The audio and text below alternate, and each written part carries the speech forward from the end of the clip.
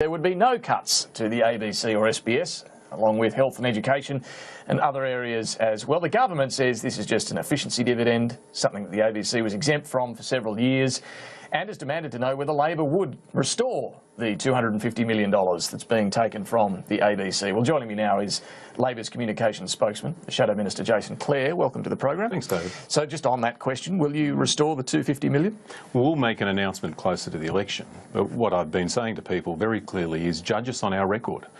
Labor in office gave the ABC the biggest increase in funding in 25 years.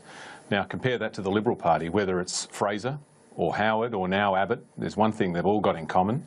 They all cut the ABC.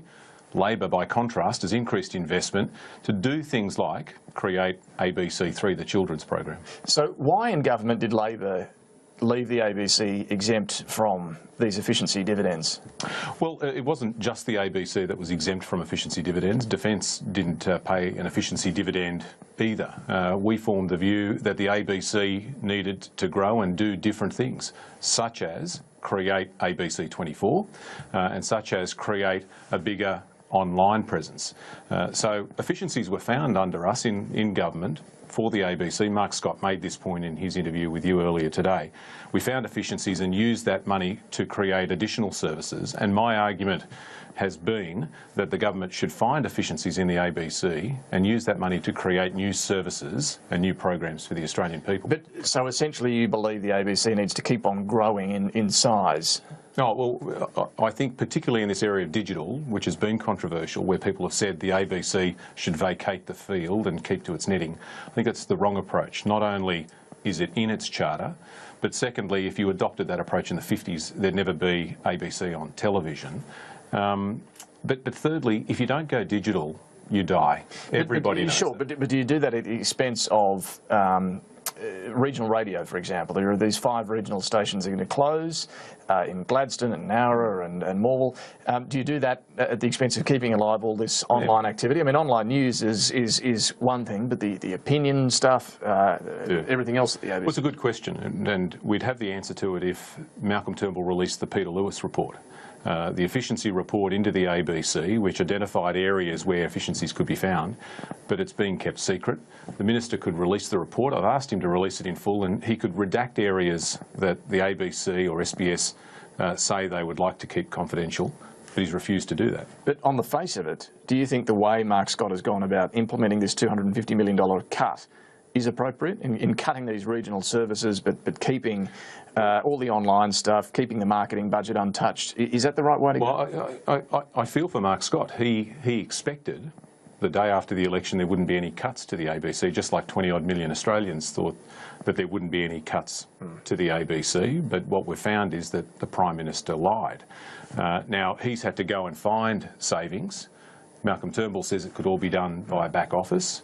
So the way that he's done it, though, is Mark Scott he's consistently said, to be fair to Mark Scott, he's been saying over a number of weeks that it's binary. You can't just cut the back office. It's connected to the front office, and that means it'll affect content, it'll affect programs, and it'll mean people will lose their job. And 400 people have lost their job as a result of this Tony Abbott lie and these cuts to the ABC. But this whole argument that you believe the ABC should be able to do all these new things, but the way Mark Scott's come out with these cuts today mean they are going to sacrifice some regional services. Well, if you don't go digital, you die. People want to watch programs like your interviews a couple of hours after the interview's been done. They can't necessarily watch it live, but they'll come home tonight and want to watch catch-up TV.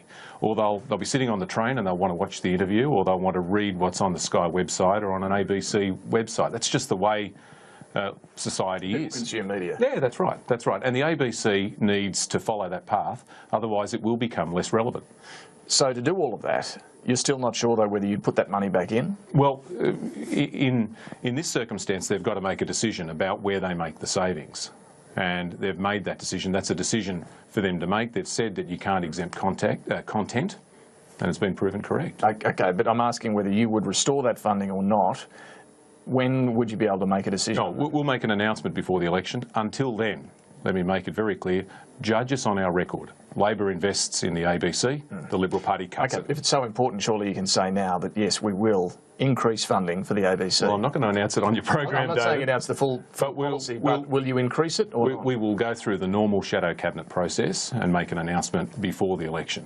But what you've got here is a rolled gold broken promise made the night before the election. You know, Tony Abbott said no cuts to health. He's broken that.